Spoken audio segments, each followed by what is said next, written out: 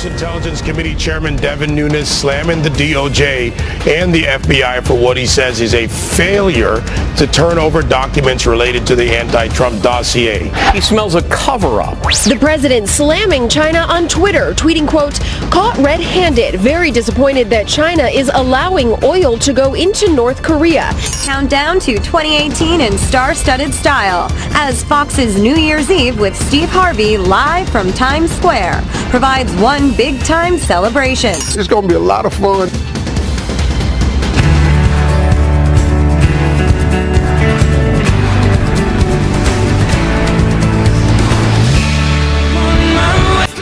Good morning to you. Always some work being done at the United States Capitol there in Washington, D.C. What a beautiful sight it is. Almost a brand new year, and you're watching Fox and Friends First on this Friday morning. I'm Heather Childress. Thank you very much for joining us. We begin with a Fox News alert. We've been dealing with this a lot over the past year. Looks like it's going to be into the new year, too. The DOJ and the FBI under fresh fire. House Intelligence Committee Chairman Devin Nunes is blasting both agencies for failing to turn over subpoenaed documents about the anti-Trump dossier. Griff Jenkins live in Washington, D.C. with the letter demanding answers obtained exclusively by Fox News. Good morning, Griff. Good morning, Heather. You put your finger on it when you said into the new year. Now, look, this wouldn't be the first strongly worded letter to fly around Washington, but it is telling, and it is probably going to make for fireworks early next week. Chairman Nunes is slamming the Department of Justice and the FBI for failing to produce documents related to subpoenas issued over 4 months ago concerning the so-called Trump dossier. This last line in it telling Deputy Attorney General Rod Rosenstein, at this point, it seems the Department of Justice and the FBI need to be investigating themselves. Nunes is demanding those documents now by January 3rd next week, along with witness lists. He is clearly frustrated with agencies for stalling or slow walking his request, and the sentiment is shared on Capitol Hill. House Majority Leader Kevin McCarthy weighing in. Remember, there are a number of investigations going on here, but the lack of cooperation, the questions that have been raised by some individuals working in the DOJ and also within the FBI, and the Inspector General doing that own investigation where these emails came out forward, I think we're going to have to clean some areas up, and I think you have to have transparency. This comes as President Trump sat down with a New York Times reporter who asked about the Mueller investigation. The president telling him that he has confidence in Mueller, saying, quote, "I hope that he's going to be fair. I think that he's going to be fair." And based on that, there's been no collusion, but it follows a slew of change at the FBI. Remember what we have seen in recent weeks. Former Associate Deputy Attorney General Bruce Orr demoted. FBI agent Peter Strzok removed from the investigation. The FBI's general counsel just reassigned James Baker and Deputy Director Andrew McCabe doing all those hours of behind closed doors hearings, and he is retiring early next week. Hats off to our colleague John Roberts, who obtained this letter exclusively. Heather, it is going to make for a busy week next week. Yeah, sure is. First week of the year, and we're still at it. You know, the word of the year should be dossier. That's what I think, for sure. Yeah. All right. Thank you very much, Griff. Well, just to summarize, President Trump vowing to rebuild the FBI, and changes are already taking place. General Counsel James Baker has resigned. Deputy Director Andrew McCabe expected to retire early next year. Agent Peter Strzok, who helped run the Clinton server investigation, has been removed after anti-Trump texts were discovered with his alleged mistress, also an FBI agent. And former Associate Deputy AG Bruce Orr has been demoted for concealing meetings with Fusion GPS, the company behind the anti-Trump dossier. A Fox News legal analyst, Greg Jarrett, says that there's something fishy about Mueller's group of guys, and they've been determined to make President Trump look bad. He smells a cover-up. There's only one reason why you would defy and stonewall and evade a lawful congressional subpoena for 4 long months, and that is if you're trying to hide evidence of wrongdoing on the part of the FBI and the Department of Justice. It all comes down to the dossier. If it's true that it was a complete fabrication and the FBI knew it, and nevertheless they used it to launch the Trump investigation, that renders the entire investigation a charade and delegitimizes the Mueller investigation. You've got this all too cozy group of guys, Comey, Mueller, Weinstein. They've all worked together for years and years and years. And there's something unseemly about that because they appear to be ignoring evidence of illegality on the part of Hillary Clinton, potential illegality on the part of the FBI. And they seem to be determined to find wrongdoing on the part of President Trump where none exists. Yeah. Along with all the Democratic donors on the investigation that Mueller appointed. Again, as Griff mentioned, Chairman Nunes says that the DOJ and the FBI have till the 3rd of January, that's next week, to produce all relevant records and documents related to that original subpoena, which they received back in August. Well, now to another Fox News alert. This is some horrible news breaking overnight. A tragic fire in New York City. At least 12 people are dead, including a 1-year-old, after flames swept through an apartment building in the Bronx. People rushing out of their homes into the below freezing temperatures to try and escape that inferno. One man wearing just his bathrobe and sandals. People were on the fire escape already trying to get down on their own. That's how fast it was moving. People were screaming, and that's how we knew it was trouble, because people were screaming, fire, hell, fire, hell. We knew it was trouble. More than 170 firefighters worked for hours to get the flames under control. Mayor Bill de Blasio now warning that more victims could be found as investigators search that building this morning. This is the city's deadliest blaze in more than a quarter of a century. Back in 1990, 87 people were killed in an arson attack at a social club less than a mile away. Our prayers with all those folks. Well, fears of a terror attack causing some mass chaos on the streets of Seattle after a van jumped the curb, plowing into a store packed with shoppers. 4 people on that sidewalk, they were run down before the van eventually smashed through the window. Someone inside hit with shattered glass. Police say that the whole thing was an accident. The driver apparently lost control after suffering some sort of medical condition. But witnesses say that one man thought that it was intentional and then started pummeling the driver until police dragged him away, but it was an accident. And caught red-handed, President Trump calling out China.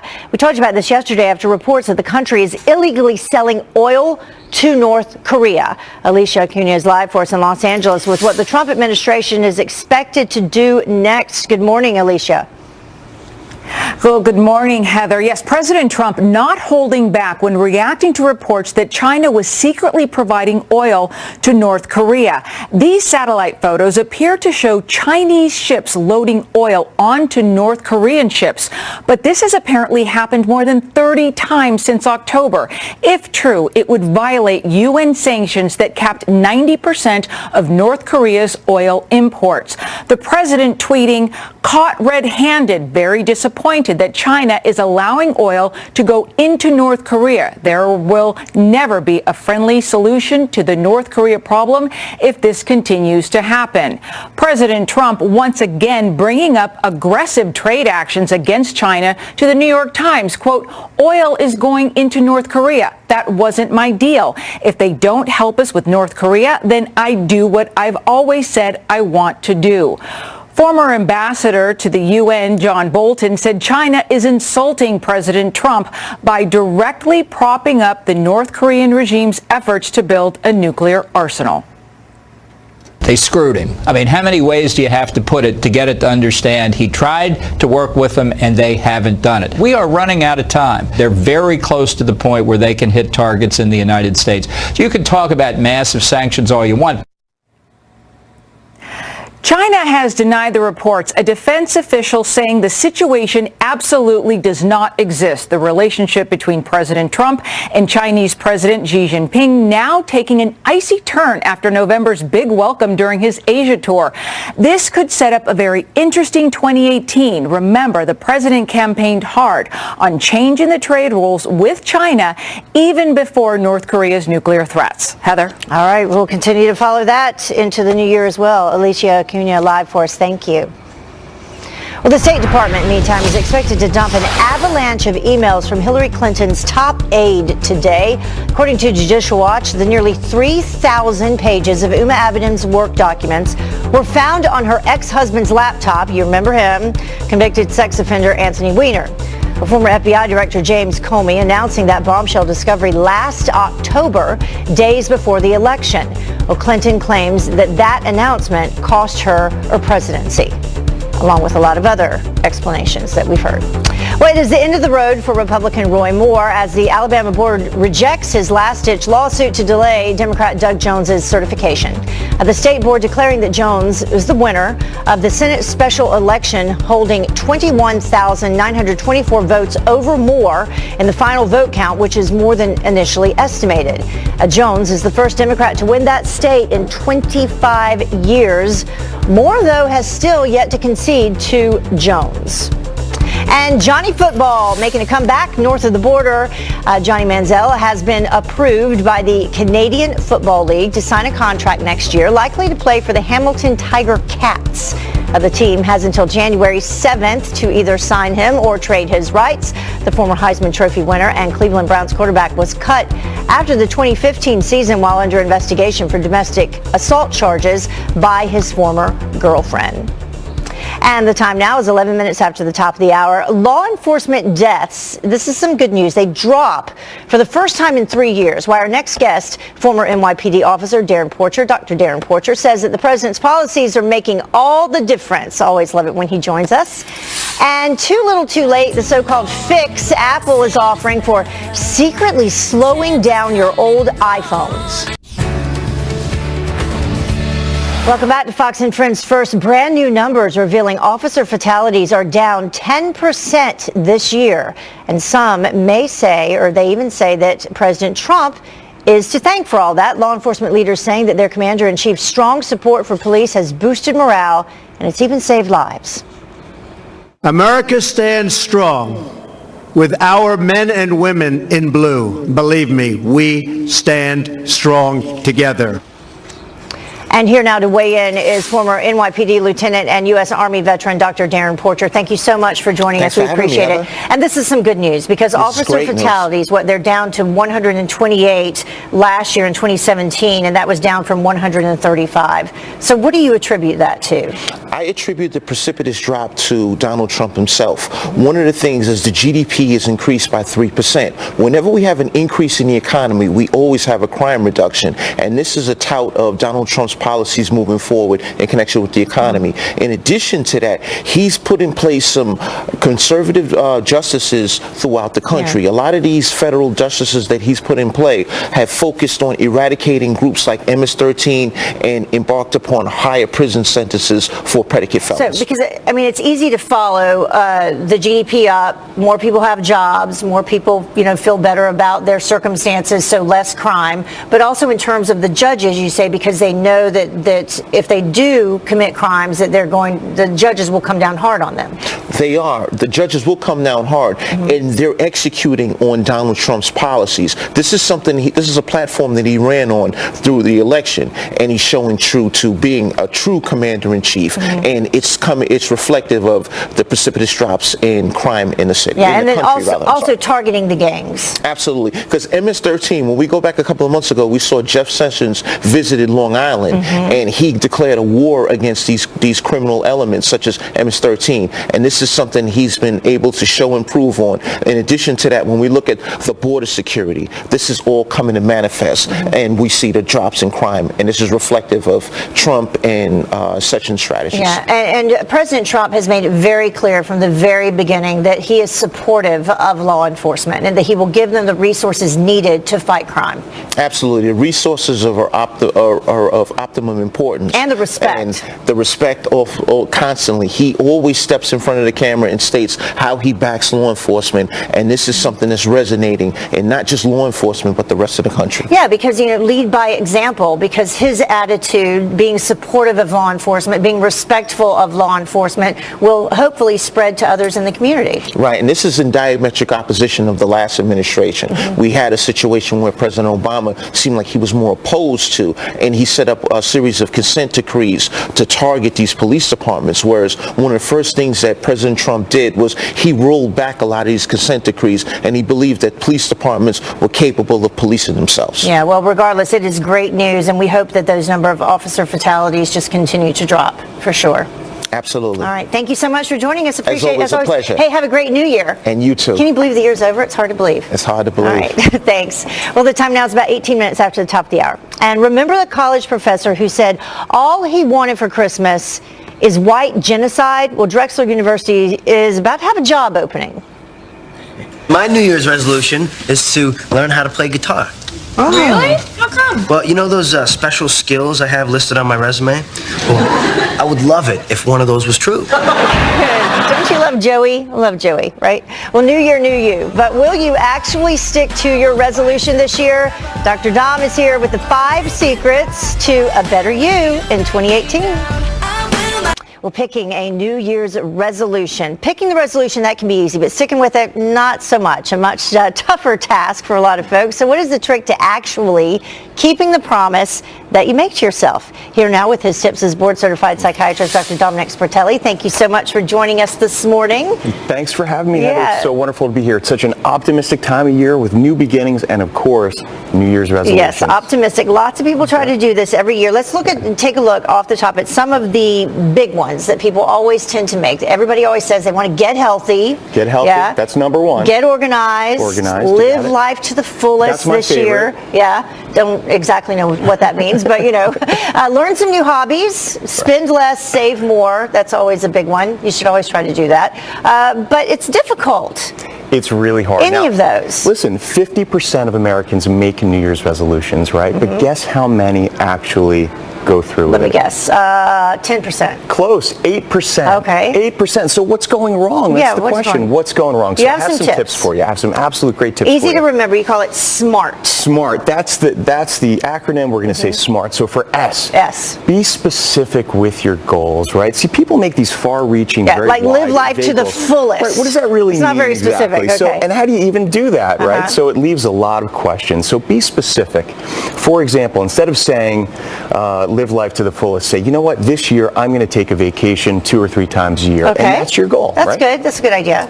So yeah, that's exactly right. So, and then the next one for M, because we're going SMART, the next one is measurement. Make sure that whatever your goal is, make sure you can measure it somehow. So not just lose weight. Exactly. Don't just lose weight. Let's get on track and say, you know what, if I'm going to lose weight, I'm going to take my weight every 2 weeks. We're going to monitor it. We're going to measure it. If I want to save money, we're going to download a financial app and we're going to track my savings. So that forces you to be serious about it. Exactly. You got it. So A stands for attainment. Can you actually make this happen? Is it realistic? Here's the thing. People tend to have all or nothing thinking when it comes to New Year's resolutions. Right.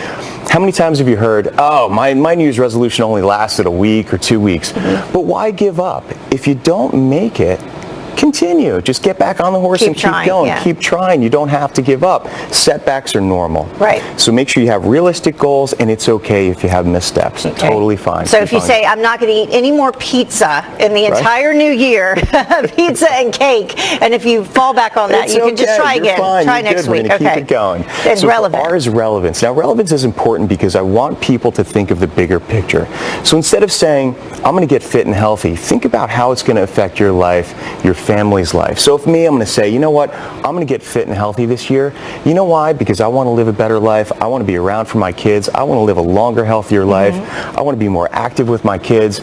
So make it more than you. Make it more about your family and your life. That's a very good idea, yeah. That's a good one. It'll help you stick with it. And then finally? T is tracking. Now, tracking means that you're really going to keep track of your progress. And one way to do this, I really encourage people to get friends and family involved. Let them know what your resolutions are, because they're going to help you keep track. They're going to hold you accountable, and they're going to provide support for you. Yeah. So I don't know how many fridge you'll have left when with that though, but that's a good idea for sure. Yeah. So they can hold you accountable. Yeah. All right. Well, so be smart with your resolutions and try to keep them and don't give up. You got it. All right. Absolutely. Happy New Year to you. Thank you. You All too. right, do you make New Year's resolutions? I do. I do. And I'll share it with you. Number 3, live life to the fullest. That's me. Okay, good. But be specific. I will. All right. Thank you so much. Appreciate it. Well, the time now is about 26 minutes after the top of the hour. And it's a common courtesy for past presidents to keep their opinions about new presidents private. But apparently, President Barack Obama didn't get that message. Some of the politics we see now, we thought we put that to bed. That's folks looking 50 years back. He's got a lot of opinions. So are those attacks hurting America's foreign policy? While our next guest says, don't worry, no one's listening anyway. And it made average Americans instant millionaires. But is Bitcoin really the money of the future? Kurt the Cyber Guy breaks down the technology that will change your life in 2018. You definitely don't want to miss that. Welcome back to Fox and Friends First, 4:30 in the morning here on the East Coast. Fox News alert for you. The nation's top law enforcement agency under fire for refusing to turn over documents related to the fake Trump dossier investigation. A Fox News exclusively obtaining a letter from House Intelligence Committee Chairman Devin Nunes to Deputy Attorney General Rod Rosenstein. Nunes tells Rosenstein, quote, at this point, it seems the DOJ and FBI need to be investigating themselves. And he's not the only Republican lawmaker that feels that way. Congress has a responsibility of oversight. They have been ignored. They have been delayed. They have refused to send people in to have hearings or to be questioned. We cannot allow that to happen in a country that believes in the rule of law. And that's why I think people are frustrated, and rightfully so. Well, the Russia investigation plagued with bias from the beginning. Representative Matt Gaetz has repeatedly called for Attorney General Sessions to step up and fire Robert Mueller. The problem is, in the swamp of Washington, D.C., the biggest alligator is a politicized FBI and Department of Justice. And that's why we're fighting hard to make sure that we've got a fair and equal opportunity for all sides to be heard. Well, Florida Attorney General Pam Bondi agrees. She says that the American people deserve a fair investigation. As a career prosecutor, my entire career, and now Attorney General of the third largest state in the country, there are about 40,000 great men and women of the FBI throughout this country. And there are a few bad ones in the Justice Department who are making the rest look bad. And that's not fair to those great men and women who are out there risking their lives every day. We have Wiseman, we have Strzok, we have Page. And by the way, Strzok shouldn't be in HR. He should be fired. We have now James Baker allegations. We have all of these things. So the Intelligence Committee, they have to take it upon themselves, I think Greg will agree, to do the investigation the right way and call for these people to be taken off who can't handle it the right way. And the American people deserve that. You know, this investigation should be beyond a reproach. This is the President of the United States. Well, Chairman Nunes says that the DOJ and the FBI now have until the 3rd of January, that's next week, to produce all relevant records and documents related to that original subpoena, which they received back in August. So we'll see if they meet that deadline. Well, since President Trump has taken office, former President Obama has not held back on slamming his successor's policies. One of the dangers of the internet is that people can have entirely different realities. They can be just cocooned in information that reinforces their current biases. Some of the politics we see now, we thought we put that to bed. That's folks looking 50 years back. It's certainly frustrating to have to mobilize every couple of months to keep our leaders from inflicting real human suffering on our constituents. Well, has a former president ever criticized a current one before? Have they ever done it as much as this? And what kind of impact does this have on our country's standing around the world? Here now to weigh in is Senior Fellow with the Heritage Foundation, James Carafano. Thank you so much for joining us this morning. We appreciate it. Good to be with you. So have you ever heard a former president do something like this to this extent? Because it does seem like we have President Obama just out there constantly at this point, traveling behind where President Trump goes and, you know, coming out with his opinions on what President Trump has to say. Well, it's not completely historically unprecedented. We have presidents that have criticized the presidents that came after them before. The difference now is we have this huge megaphone 24-hour news cycle on the internet, so it gets a lot more attention than it used to. I don't think it really moves the bubble. Obama has a lot more to worry about. What he's going to be judged on is his own legacy, and his legacy right now is not looking good. I mean, his economy pales compared to this economy. His foreign policy pales to this foreign policy. Even domestic violence and the domestic situation is calmer than it was during his presidency. So he's got his own issues. Well, actually, maybe that's a good point. Do you think that actually is the reason that he's out there so much, because he's worried about his legacy? Yeah, I guess you'd have to ask Mr. Obama why he's out there doing what he does. In terms of foreign policy, look, this does not move the bubble. Everybody in the world knows who the President of the United States is. I've been all over the world talking to ministers and heads of government and parliamentarians.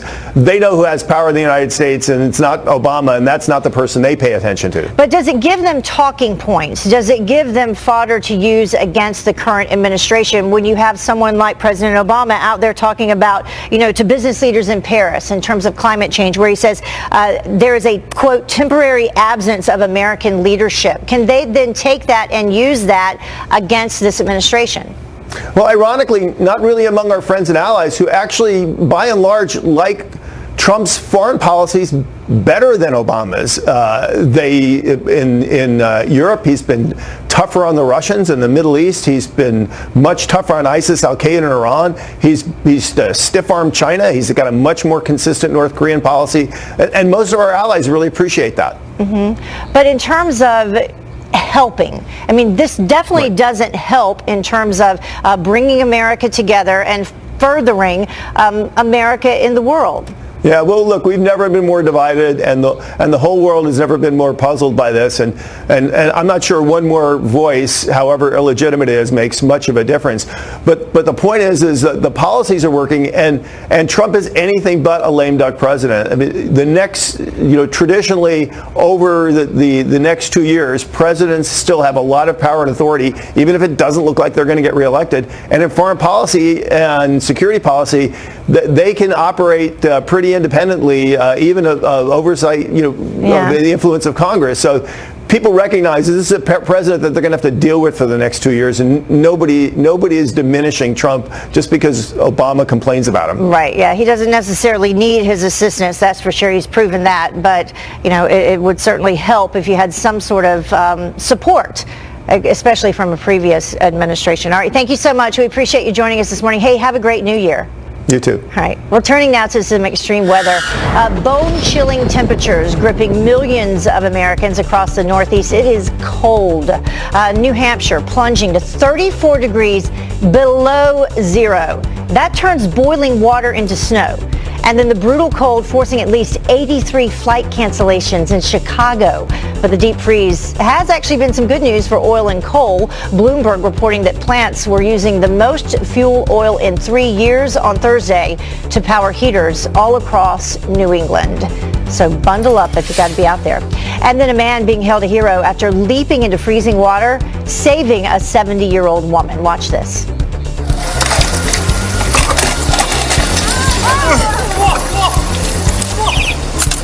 Look at that, the man struggling to haul her out of this icy river in China, even smashing through with his bare hands, and then another man later helping to pull that woman to safety. A very lucky woman there.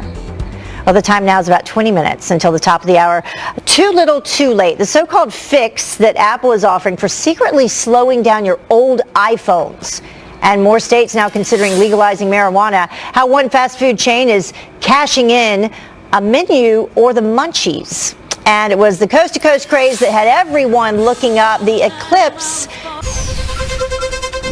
Welcome back. Fox Business Alert for you now. Apple offering a discount on batteries after admitting to purposely slowing down your old iPhones. But the company not in the clear just yet. Tracy Carrasco from our sister network, Fox Business, here with the charges that they're now facing. Now, Tracy, you told us about this. They said they did this for us. It was for our own good, right? Yes. So this admission came out last week. There's been a huge backlash of iPhone users over the past week, even some class action lawsuits that we told told you about yesterday. So Apple finally admitted, they said, we are sorry that we never really meant to do any harm here, that we didn't do anything intentionally to shorten the life of any Apple product.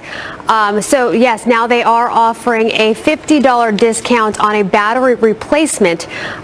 So that'll only cost you about $29 to get that replaced if you have an iPhone 6 or older. So that should help, but they are not in the clear just yet. In France, a group filed a criminal complaint citing a violation of an energy transition law, which claims Apple deliberately made iPhones in a way that users would basically be forced to replace them earlier than necessary. Now, this carries a punishment of up to 2 years in prison, as much as 300,000 euros in fines, and 5% of the annual turnover. So they are not out of the woods yet. And of course, they've got to figure out a way to make all these iPhone users that are unhappy, make them happy. Yeah, of course, that energy transition law, of course. All right, so TSA, they're on track for a record gun collection in 2017? Yep, so this is another record for TSA. They said that for the year, they've collected almost 4,000 firearms at the TSA checkpoints at the airports. Now, the airports that have led in the nation the most guns uncovered: Dallas-Fort Worth International Airport, Hartsfield, Jackson Atlanta International Airport, and George Bush Intercontinental Airport in Houston. That's because Texas and Atlanta, they have those, where you can carry a gun openly with a permit. So they found most of these in open carry law states. Yes, basically. Okay. So finally, fast food chain testing Merry Munchie meals. What's that? Yeah, so this comes from Jack in the Box. Jack in the Box taking advantage of California's legalization of recreational use of marijuana. So they've come out with a weed-themed meal, essentially. And yes, it's the Merry Munchie meal box. It has half servings of curly fries, onion rings, 2 tacos, 5 mini churros, 3 crispy chicken strips, and a small drink. And the price is $4.20. Ooh. $4.20. That's also known as Weed Day. Yeah, your heart and the scale is going to pay a bigger price if you eat much of that. Exactly. All right. Thank you so much, Tracy. Appreciate it. Thanks, Have a great new year. You too. Well, they are now a family of 4. The birth of 2 baby bald eagles caught on camera, and it's going viral. Look how cute. Harriet and her mate, M15, laid the eggs in November. Thousands have been watching them hatch, and that's been streamed live. The eggs started to crack the day after Christmas, and then the eaglets were born 1 day apart. And here's a live look now, I think. Is that a live look? At Harriet and her new babies. Over the next few days, she and M15 will take turns feeding and taking care of them. Is that a live look? It looks empty. Yeah, that's empty. But yeah, there you have it. Well, the time now is about 15 minutes after the top of the hour. Freedom of religion rejected. The bakery refusing to make a cake for a same-sex wedding because of their faith, now being forced to pay tens of thousands of dollars. The